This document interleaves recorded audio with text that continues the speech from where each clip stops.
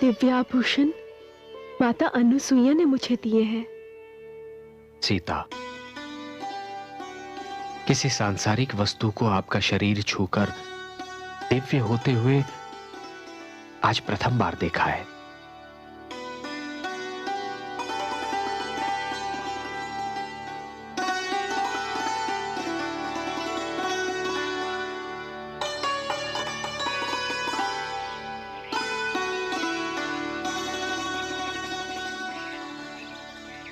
श्री राम, आपको विदा करते हुए हृदय बहुत व्याकुल हो रहा है। ऋषिवर, आपका स्नेह पाकर हम धन्य हो गए।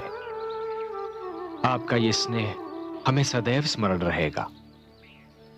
माता अनसुईया, आपने हमें मेरी तीनों माताओं का स्नेह एक साथ दे दिया। हम आपके ऋणी हैं। ऐसे महान अतिथि ने हमारे आश्रम में पग धरे, यह हमारा सौभाग्य है।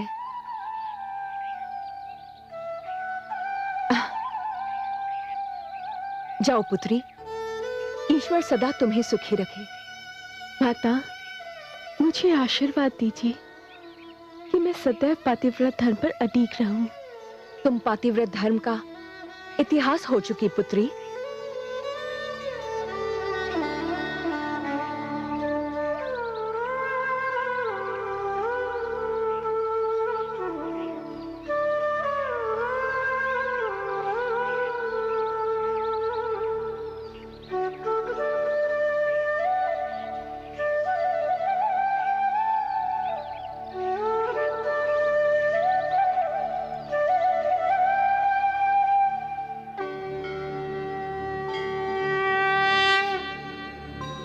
स्वामी,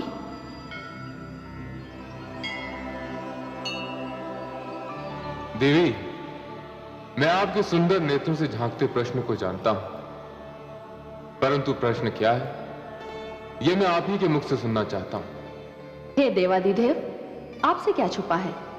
आप तो स्वयं ज्ञान की ऊंचाइयों और रहस्य की गहराइयों तक पहुंचे हुए हैं, परंतु मेरे मन को एक प्रश्न का उत्तर नहीं मिल रहा।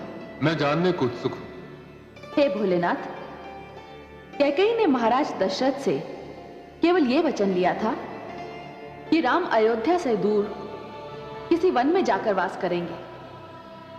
राम तो कोई भी वन चुन सकते थे, फिर उन्होंने दक्षिण का क्षेत्र और पंचवटी का मार्ग क्यों चुना?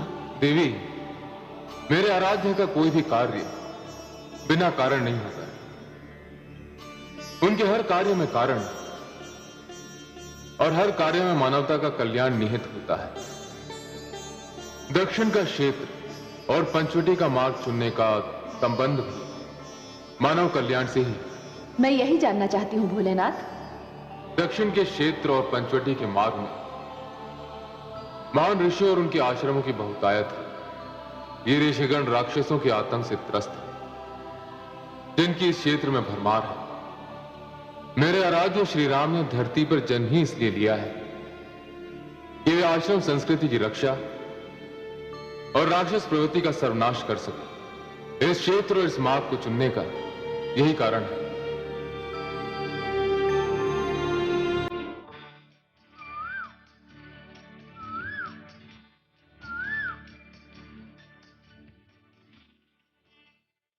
हम आप सबके आभारी हैं ऋषिगण। आपने और आपके गुरु अगस्त्य मुनि ने हमारे लिए जो कष्ट उठाया, उसके लिए कोटि कोटि धन्यवाद। अब आप लौट सकते हैं। हमें आपकी सेवा करने का अवसर मिला, यह हमारा सौभाग्य है। आप इसी मार्ग पर दक्षिण की ओर बढ़ते जाएंगे तो कुछ दूर जाकर आपको एक ही स्थान पर 5 वट के वृक्ष मिलेंगे, वही पंचवटी है।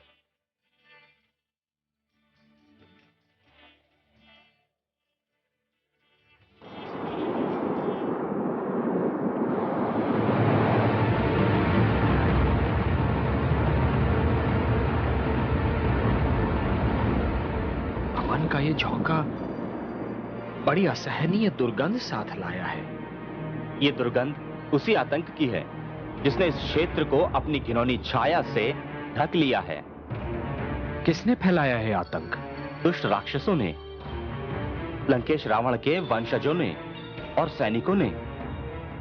हे श्री राम, इस क्षेत्र में अनगिनत ऋषि आश्रम हैं और ये ऋषि नरभक्षी राक्षसों का आहार बन रहे हैं। नित्य दिन राक्षस उन्हें मारते हैं और उन्हें खाकर अपनी भूख मिटाते हैं। हे श्री राम, ऋषियों का जीना दूभर हो गया है, दूभर हो गया है। हे ऋषिगण, इस संसार में आश्रम संस्कृति एवं शांति अत्यंत आवश्यक है। इन्हें कोई समाप्त नहीं कर सकता। मैं ये प्रण करता हूं कि आश्रम संस्कृति को तनिक भी क्षति नहीं पहुंचने दूंगा। और मैं ये भी प्रण करता हूं ऋषिवर कि इस धरती से राक्षसों का नाम मिटा दूंगा। आप धन्य हैं, धन्य हैं, आप धन्य हैं प्रभु, आप धन्य हैं।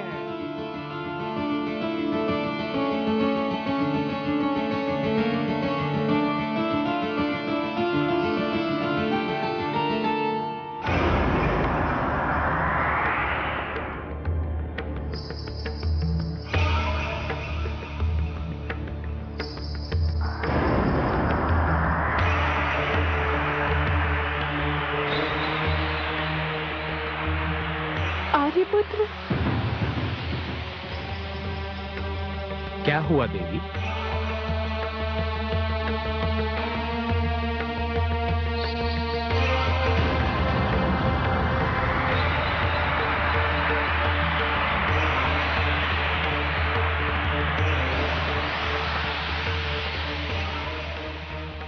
नहीं नहीं सुमित्रा नंदन, नहीं, बाण मत चलाना। मैं तुम्हारा शत्रु नहीं, मित्र हूं। रुक जाओ अनुज। भ्राताश्री, ये किसी राक्षस की माया भी हो सकती है। किंतु सत्य जाने बिना प्रतिकार करना अनुचित है अनुज। यदि ये राक्षस होता तो तुम्हें सुमित्रा नंदन कहकर नहीं पुकारता।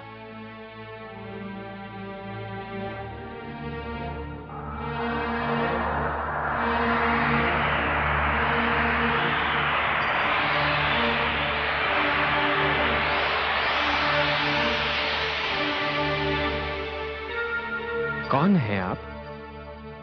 आपका विशालकाय शरीर देखकर मेरी पत्नी जानकी तो अत्यंत भयभीत हो गई थी।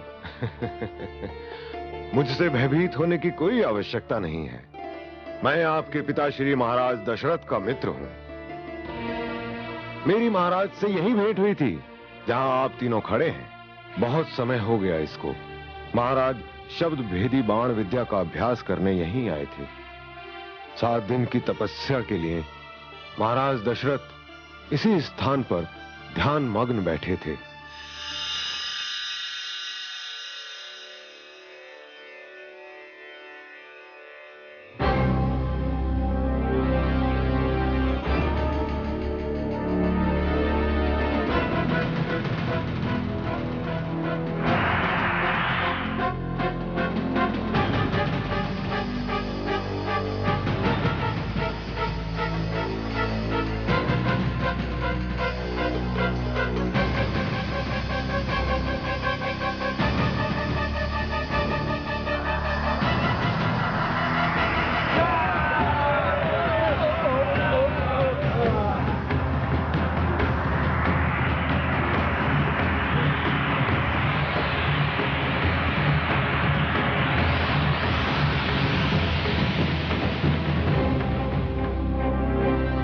दुष्टता है। साधना में लीन मानव पर हाथ उठाना तो राक्षस परंपरा के भी विरुद्ध है। जब हमें भूख लगती है तो हमारी परंपरा भूल जाते हैं। ये तो हमारा आहार है। तुम बीच से हट जाओ। कदापि नहीं। तुम नहीं जानते हम कौन हैं। हम लंकेश के भ्राता खरदूषण के सैनिक हैं।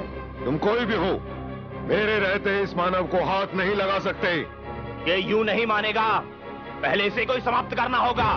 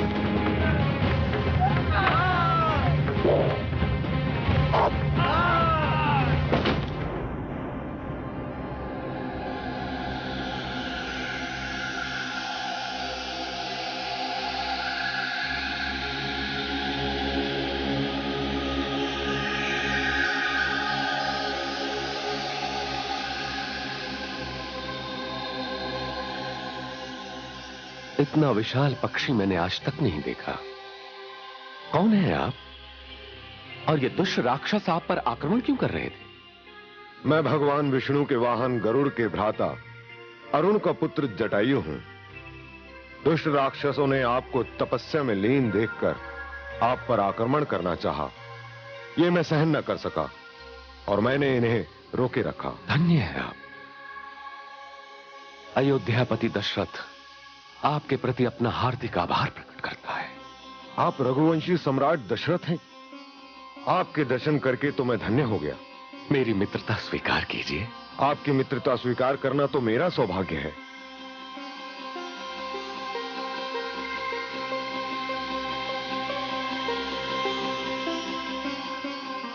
अब ये मित्रता कभी नहीं टूटेगी। कभी नहीं, मेरे जीवन के अंतिम श्वास तक नहीं। मेरे मित्र कैसे हैं और कहां हैं? पिताश्री ने स्वर्ग में वास कर लिया है। मित्र, किंतु स्वर्ग में उन्हें बहुत देर अकेले नहीं रहना पड़ेगा। मैं भी बूढ़ा हो चुका हूं। शीघ्र ही अपने मित्र से जा मिलूंगा। आप सब कहां जा रहे हैं? हम सब पंचवटी की ओर जा रहे हैं। यहां से कितना दूर है? अधिक दूर नहीं, आइए मेरे साथ।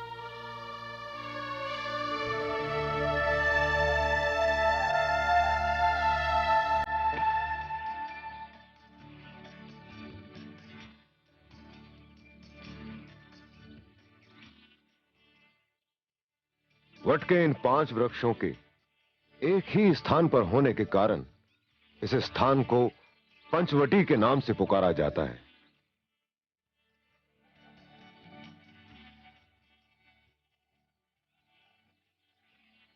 कितना मनोरम स्थान है। आपको कैसा लगा देवी?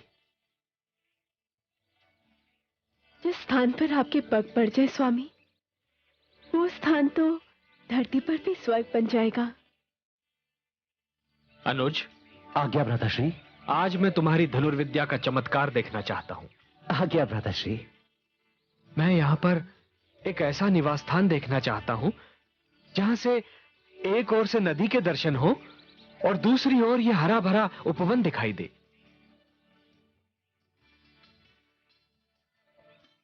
आपकी आज्ञा का पालन होगा भ्राताश्री।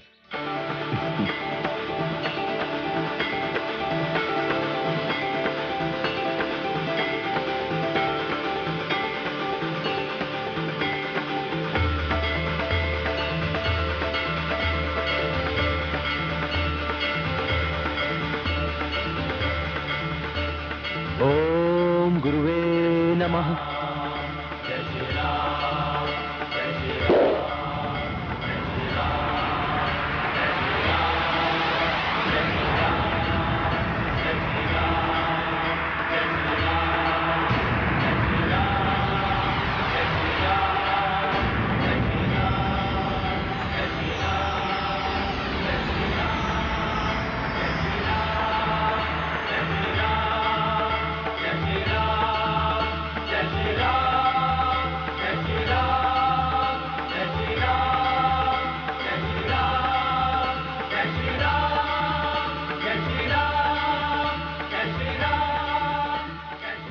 सुंदर, अति सुंदर।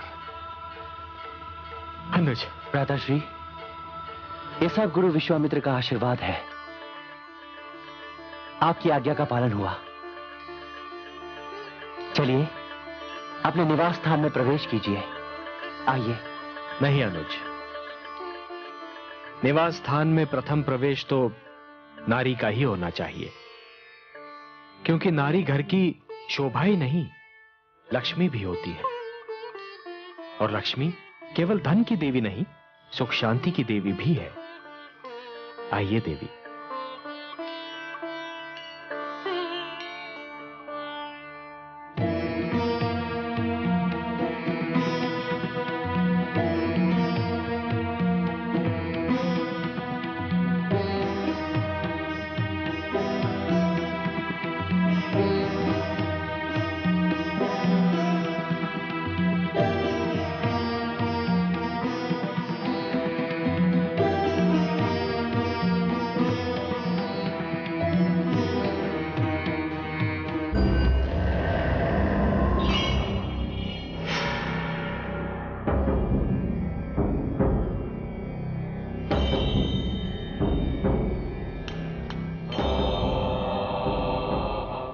मैं जानता था ये मेरे अनुज विभीषण की आराधना का समय है,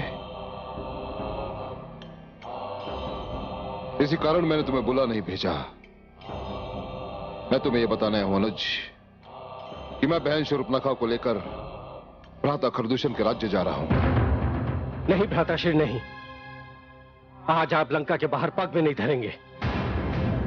विभीषण, क्षमा कीजिए भ्राताश्री, मैं छोटा हूं, आपको आज्ञा तो नहीं दे सकता, किंतु इसे मेरी विनती समझिए या अनुरोध कहिए, पर आज आप कहीं मत जाइए। परंतु तुम इतने भयभीत क्यों हो विभीषण? मेरे लिए तो आप ही सब कुछ हैं भ्राताश्री। मेरी ज्योतिष विद्या मुझे बता रही है कि आज आपका लंका से बाहर जाना उचित नहीं है। कोई बहुत बड़ा संकट आपकी ओर बढ़ रहा है। संकट? तुम बार बार ये क्यों भूल जाते हो अनुज कि संसार का बड़े से बड़ा संकट भी मेरा कुछ नहीं बिगाड़ सकता, क्योंकि मुझे स्वयं ब्रह्मा का वरदान प्राप्त है। मैं जानता हूं, भली भांति जानता हूं भ्राताश्री, किंतु मैं अपनी ज्योतिष विद्या को भी तो नहीं झुठला सकता। मैं आपके आगे हाथ जोड़ता हूं, आपके पांव पड़ता हूं, कम से कम आज तो आप कहीं मत जाइए। मेरी विनती मान लीजिए भ्राताश्री। अनुज विभीषण, तुम जानते हो कि मैं तुमसे कितना स्नेह करता हूं, और तुम ये भी जानते हो कि मेरा निश्चय अड़ीग होता है, जिसे संसार में कोई नहीं बदल सकता, क्योंकि मैं रावण हूं, लंकापति रावण, स्वर्गाधिपति रावण। परंतु मैं अपने अनुज का हृदय भी नहीं तोड़ सकता। यदि तुम कहते हो अनुज, तो आज मैं कहीं नहीं जाऊंगा। धन्यवाद, बहुत बहुत धन्यवाद भ्राताश्री, बहुत बहुत धन्यवाद।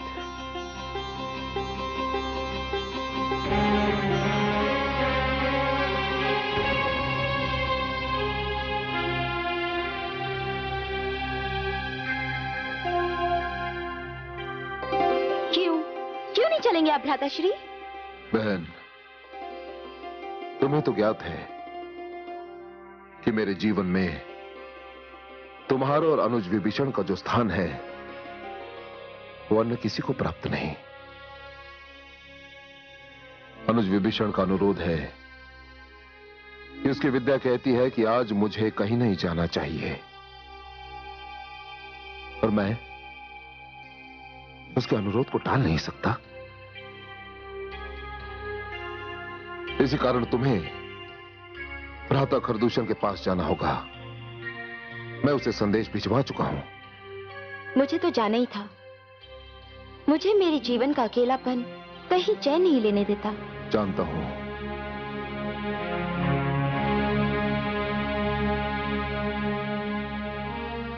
मैं तुम्हारे पति के वध को भूल नहीं पाया हूं, और ना ही कभी भूल पाऊंगा। मुझे उसका असीम खेद है बहन, परंतु मैंने तो तुम्हें वचन दिया था कि जिस दिन तुम अपने लिए जीवन संगी चुन लोगी, उस दिन मेरे हर्ष की कोई सीमा नहीं होगी। भ्राताश्री, जिस दिन मेरे जीवन में कोई आया, सबसे पहले मैं आप ही को बताऊंगी। सदा सुखी रहो। रुक जाओ, पकड़ो इन्हें, हम छोड़ेंगे नहीं तुम्हें। रुक जाओ, कहां जाओगे? रुक जाओ, रुक जाओ, हम छोड़ेंगे तुम्हें।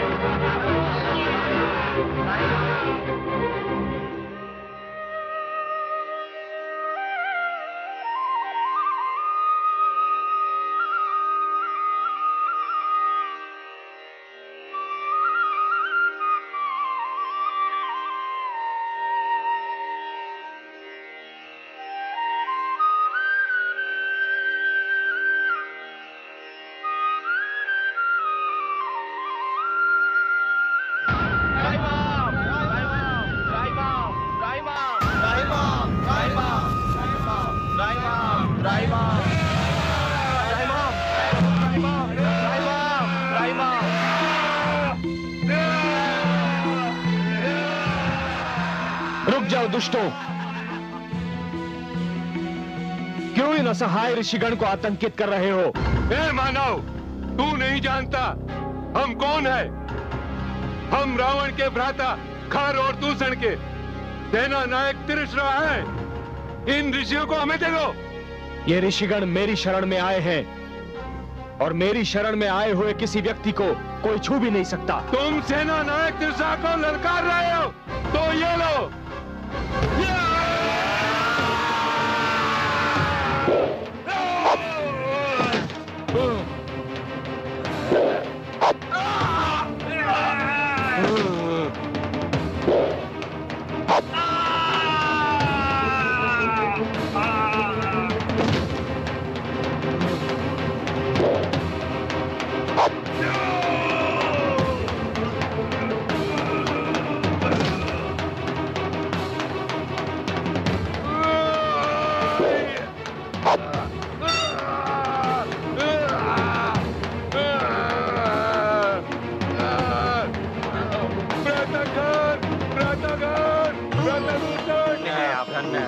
आप धन्य हैं, आप धन्य हैं प्रभु, धन्य हैं, धन्य हैं प्रभु।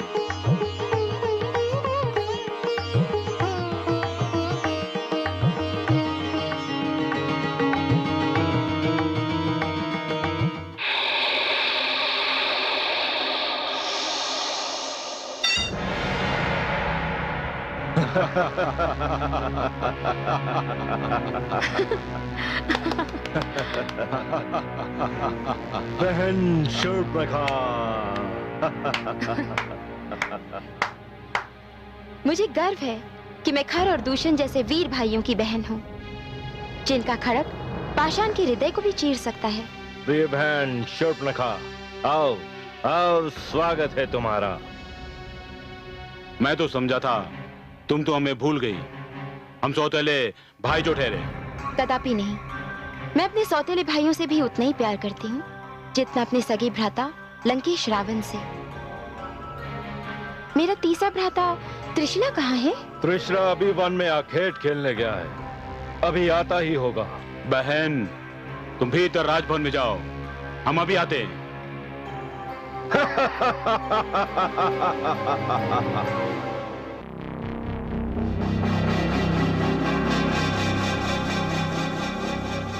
व्रताखर, व्रतदूषण, व्रताखर, व्रतदूषण, व्रताखर, व्रतदूषण। बहन शूर्पणखा। क्या हुआ भ्राता त्रिशरा? तुम्हारी ये दशा किसने बनाई? क्या बताऊं बहन शूर्पणखा, ऋषियों को मारने गया था, पंचवटी में न जाने कहां से एक मानव आ गया जिसने मेरे सारे साथियों को मार डाला। मैं बड़ी कठिनाई से अपने प्राण बचाकर भाग पाया हूँ। मानव? देखने में तो मानव ही लगता है, किंतु महावीर लगता है। अपार शक्ति है उसमें, लगता है सारे संसार में उसे कोई हरा नहीं सकता। मुझे विश्वास नहीं होता। पर मुझे विश्वास है, मैं उसका सामना कर चुका हूँ। मेरे जैसा वीर उसे हरा नहीं सकता। लगता है उसे कोई हरा ही नहीं सकता। व्रताखर और दूषण के साथ मिलकर उस पर आक्रमण करने के अतिरिक्त और कोई उपाय समझ में नहीं आता। न जाने कौन है वो मानव। कोई भी हो, परंतु ऐसा मानव है देखने योग्य। सुनो भ्राता त्रिशरा, अभी भ्राता खर और दूषण से कुछ न कहना। पहले मैं पंचवटी जाकर देखती हूँ कि कौन है वो जो राक्षसों से भयभीत नहीं होता। नहीं नहीं बहन, अकेली मत जाना, कहीं वो तुम्हें क्षति न पहुंचा दे। क्षति? और मुझे? मुझे कोई क्षति नहीं पहुंचा सकता, क्योंकि मैं खर, दूषण, त्रिशरा और लंकेश रावण की बहन शूर्पणखा हूँ। शूर्पणखा।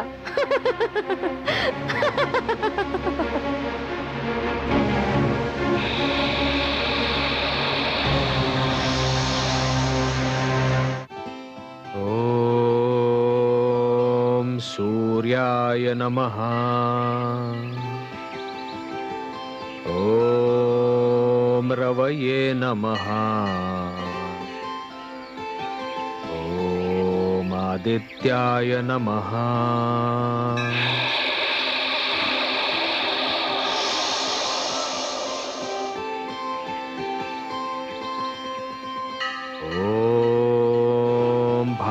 प्रभाकराय नमः। यही है वो मानव, भ्राता त्रिशा जिसकी बात कर रहे थे। नहीं नहीं, ये मानव नहीं। मानव तो मैंने बहुत देखे हैं। ये तो त्रिलोक का कोई देवता लगता है जो भटक कर पृथ्वी पर आ गया है। ओम सवित्र नमः। ये मानव नहीं हो सकता। ये तो लगता है सूर्य की किरणों ने मानव का रूप धारण कर लिया हो। इसके मुख पर तो दृष्टि ही नहीं ठहर पा रही। ओम प्रभाकराय नमः। शर्पणखा, ये तुझे क्या हो गया है? अपने शत्रु से ही तुझे प्रेम हो गया? ये तो वही है जिसके लिए मैंने जन्म लिया है। आज पहली बार मुझे विश्वास हो रहा है कि भ्राता श्री लंकेश ने मेरे पति का वध करके अच्छा ही किया। मैं तो इसके लिए ही बनी हूं। नहीं, मैं तो इसे क्षति पहुंचाने की सोच भी नहीं सकती। इसे तो कोई क्षति नहीं पहुंचा सकता। ये मेरा प्रेम है, मेरा स्वप्न है, मेरा पति है। हाँ, यही मेरा पति है। अब मेरे खोज का अंत हुआ। मेरे होते हुए इसे कोई क्षति नहीं पहुंचा सकता, कोई नहीं पहुंचा सकता।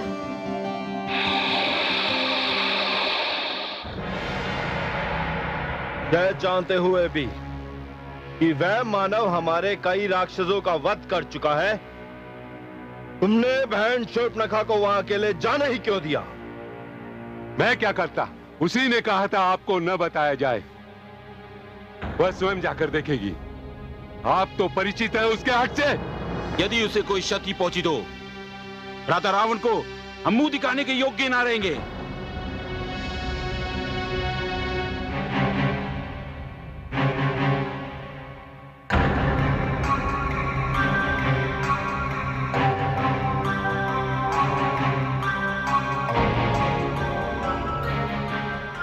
बहन शूर्पणखा, कहां खोई भी हो तुम? उस मानव ने तुम्हें किसी प्रकार की कोई क्षति तो नहीं पहुंचाई? क्षति? हाँ, पहुंचाई है। घायल कर दिया है उसने मुझे। घायल कर दिया? किसी प्रकार का कोई घाव नहीं दिख रहा और तुम कहती हो तुम्हें घायल कर दिया? दिखाई नहीं देगा। बहुत गहरा घाव है। मेरा हृदय घायल हो चुका है। क्या कह रही हो बहन? हमें कुछ समझ में नहीं आ रहा। तुम्हें घायल करने का उस मानव को हम कठोर दंड देंगे। नहीं, कदापि नहीं। उसे क्षति पहुंचाने का ध्यान अपने मन में भी न लाना। परंतु क्यों? क्योंकि उसने अपनी पौरुष और सुंदरता से मुझे घायल किया है। उसकी एक झलक ने मेरे जीवन का सूनापन दूर किया है। उसे देखते ही मैं उस पर मोहित हो गई। राक्षसी, और वो एक तुच्छ मानव पर मोहित हो गई। हम राक्षस मानवों से श्रेष्ठ हैं। हमें इस प्रकार उनकी प्रशंसा करना शोभा नहीं देता बहन। भ्राता रावण सुनेंगे तो क्रोध से पागल हो जाएंगे। मुझे मेरे प्रिय भ्राता रावण ने वचन दिया है कि जिसे भी मैं अपने पति के रूप में चुनूंगी उसे वे सहर्ष स्वीकार करेंगे। तुम लोग चिंता मत करो। मुझे बस इतना ही जानना है कि उसने मुझे तो मोहित कर दिया, परंतु मैं उसे मोहित कैसे करूंगी? और ये मैं जानकर ही रहूंगी। बहन,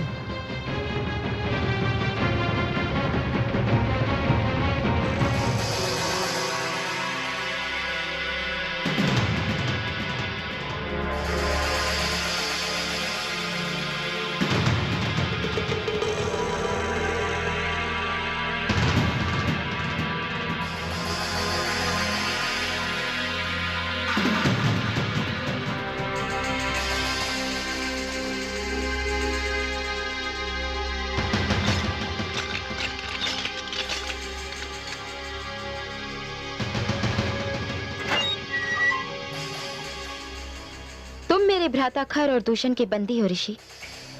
यदि तुमने मेरी सहायता की तो मैं तुम्हें मुक्त कर दूंगी। मुझे तुम्हारी बात पर तनिक भी विश्वास नहीं, किंतु मैं एक ऋषि हूं। सहायता करना मेरा धर्म है। बताओ क्या चाहती हो? मुझे बस इतना बता दो, किसी मानव को आकर्षित करने तथा मोहित करने के लिए क्या करना चाहिए? मानव केवल मानवता पर आकर्षित हो सकता है। मानव किसी के रूप पर नहीं, उसकी विनम्रता पर, उसके निवेदन पर मोहित हो सकता है। पर यह यदि तुम अपने लिए पूछ रही हो तो मैं तुम्हें यह भी बता दूं कि यदि तुम किसी मानव को आकर्षित करना चाहती हो, मोहित करना चाहती हो, तो यह व्यर्थ है। तुम राक्षसों में ये गुण होते ही नहीं, हो ही नहीं सकते। मैं उसके लिए मानवता और विनम्रता की मूर्ति बन जाऊंगी। अपने घुटनों पर बैठकर उसे निवेदन करूंगी। तुम्हारा धन्यवाद ऋषि। तुमने मुझे मुक्त करने का वचन दिया था और तुमने उसे सत्य मान लिया। मूर्ख। छल हम राक्षसों की संस्कृति है।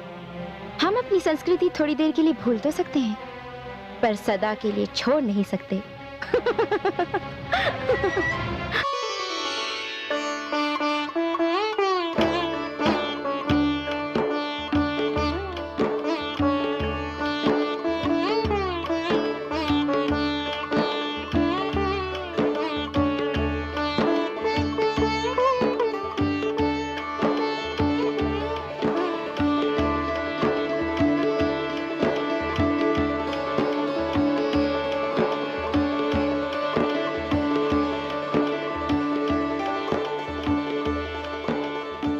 क्या देख रहे हैं आर्यपुत्र? देवी, आपके हाथ का स्वादिष्ट भोजन मुझे इतना भा रहा है कि अब मुझे चिंता हो रही है कि अयोध्या लौटने पर मेरा क्या होगा। मैं आपकी चिंता का कारण समझ नहीं पाई। अयोध्या लौटने पर क्या होगा? अयोध्या का श्रेष्ठतम रसोइया भी ऐसा स्वादिष्ट खाना नहीं बना सकता, और राजभवन के नियम आपको पाकशाला में जाने नहीं देंगे। अब फिर मेरा क्या होगा देवी? कोई भी नियम पत्नी को उसका पत्नी धर्म निभाने से रोक नहीं सकता है। पत्नी का धर्म है पति को सुख पहुंचाना। यदि आपको मेरा बनाया भोजन भाता है तो मैं हर नियम तोड़कर आपके लिए भोजन बनाऊंगी। मैं जब जनकपुरी में थी तो पिताश्री के लिए स्वयं भोजन बनाती थी। आप चिंता ना करें, भोजन परोस दूं। मुझ लक्ष्मण कहाँ रह गया? वो आए तो भोजन करें, मैं देखता हूं।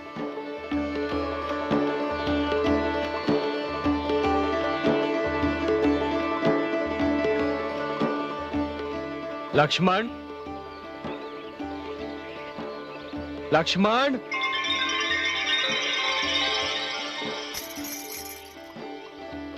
अनुज,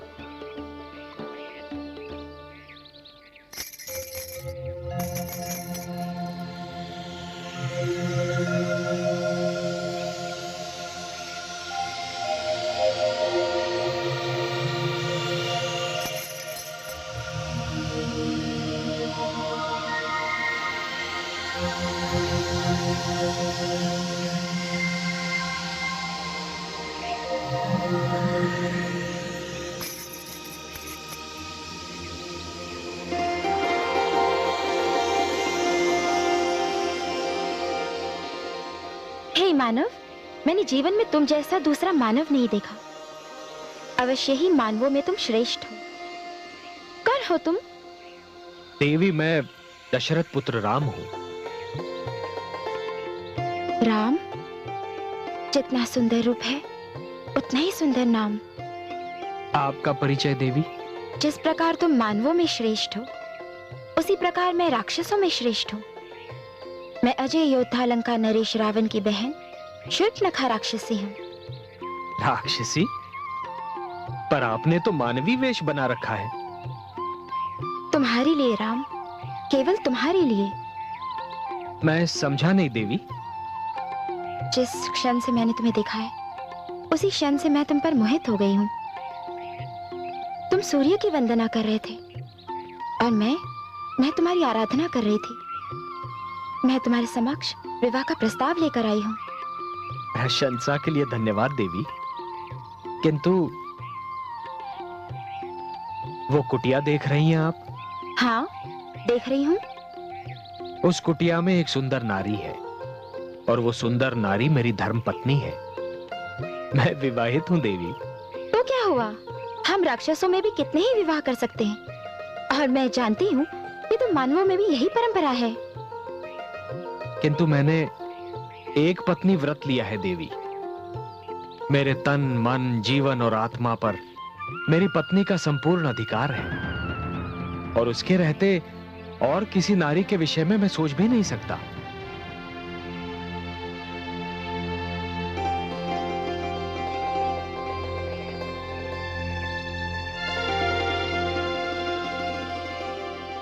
ये कौन है? ये मेरा अनुज लक्ष्मण है। तुम्हारा ध्यान मन से निकालना बहुत कठिन है, पर ये भी तो रूपवान है। यदि तुम मुझसे विवाह नहीं कर सकते तो ये तो कर सकता है। आप ही पूछकर देखिए ना देवी।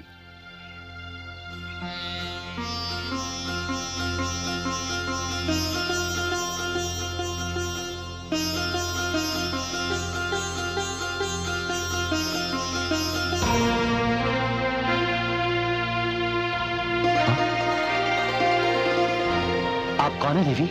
मैं राक्षसी शूर्पणखा हूँ। मुझे अपने लिए एक वर की खोज है। क्या तुम मेरे विवाह का प्रस्ताव स्वीकार करोगे? मुझे खेद है देवी कि मैं आपका ये प्रस्ताव स्वीकार करने में असमर्थ हूँ। क्यों? क्या तुम भी अकेले नहीं हो? हूँ भी और नहीं भी। अर्थात? नहीं इसलिए देवी कि मेरी एक धर्म पत्नी है, और हूं इसलिए कि इस समय वो मेरे साथ नहीं है।